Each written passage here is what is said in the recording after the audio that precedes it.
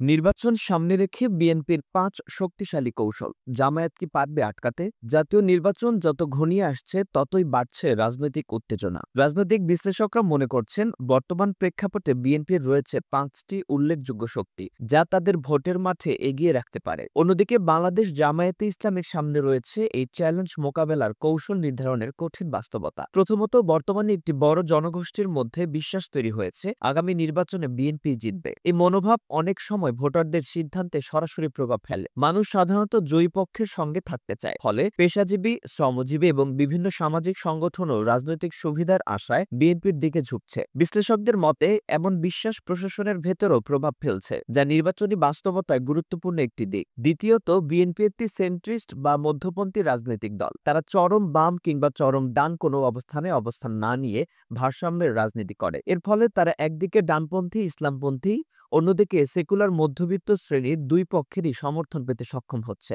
যেখানে জামায়াত এই ভারসাম্য রক্ষা করতে পারছে না। তারা যদি অতিমাত্রায় ধর্মভিত্তিক অবস্থানে যায়, তাহলে শহুরে ভোট হারানোর ঝুঁকি থাকে, আবার বেশি মডারেট হলে নিজস্ব ধর্মীয় ভোট ব্যাংক ক্ষতিগ্রস্ত হয়। তৃতীয়ত, বিএনপির সংগঠন কাঠামো অনেক বেশি নমনীয় ও খোলা, যে কেউ চাইলে সহজেই দলে যোগ দিতে পারে, এমনকি অল্প সময়ে গুরুত্বপূর্ণ পদেও উঠে আসতে পারে। ফলে বিএনপির সংগঠন দ্রুত বিস্তার লাভ করছে। এর বিপরীতে জামায়াতের ক্যাডার ভিত্তিক কাঠামো সংগঠনের নিয়ন্ত্রণে শক্তিশালী হলেও সেই কাঠামো দল বিস্তারে ধীরতা তৈরি করেছে। নির্বাচনী মাঠে এই পার্থক্য অনেক বড় প্রভাব ফেলে। চতুর্থত, বিএনপির প্রার্থীরা সাধারণত দলীয় প্রতিযোগিতা ও মাঠ পর্যায়ের অভিজ্ঞতার মধ্য দিয়ে উঠে আসেন। এই বাস্তব রাজনীতির অভিজ্ঞতা তাদের লড়াইয়ের ময়দানে বেশি প্রস্তুত করে তোলে। অন্যদিকে জামায়াতে অনেক সময় সাংগঠনিক আনুগত্যই প্রার্থী নির্বাচনের প্রধান মাপকাঠি হয়, ফলে তারা মাঠ পর্যায়ে প্রয়োজনীয় দক্ষতায় পিছিয়ে পড়ে। সবশেষে বিএনপির বড় শক্তিগুলোর একটি হলো এর ঐতিহাসিক নেতৃত্বের ইমেজ। শহীদ রাষ্ট্রপতি জিয়াউর রহমান এবং সাবেক প্রধানমন্ত্রী খালেদা জিয়ার আপসহীন নেতৃত্ব